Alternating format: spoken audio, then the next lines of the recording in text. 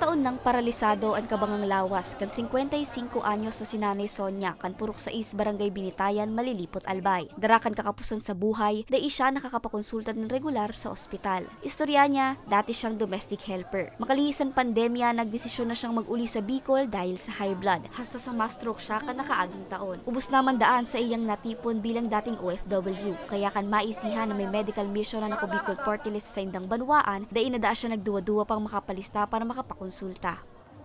Mahirap. Kasi unang-una di ako makagalaw. Lahat. Simpleng gawa, hindi ko magawa. Napakahirap ng paralyzed, grabe. At least kahit papaano may nakong gamot, may gamot na check up yung BP ko.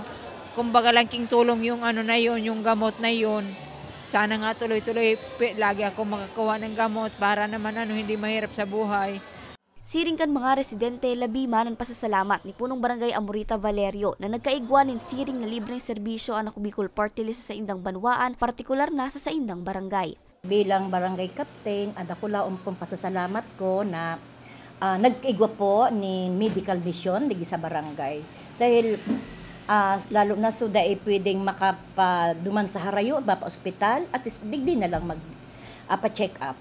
Pira sa ipigtang ro na serbisyo kan partido, iyo ang libreng medical consultation, blood sugar screening, dental consultation, asin libreng bulong. Apwer sa libreng serbisyong medikal na naumanin pigli 5 kilong bagas sa gabos na benepisyaryo si Albay 2nd District Representative Joey Sarti Salceda. So in behalf po ni Kong Jill Bongalon po, ini pinapabot ko po na ini dakulaon pong tabang sa mga taga-digdi sa Binitayan, sa San Francisco, sa Santa Teresa na matabangan ang saindang kalusugan po.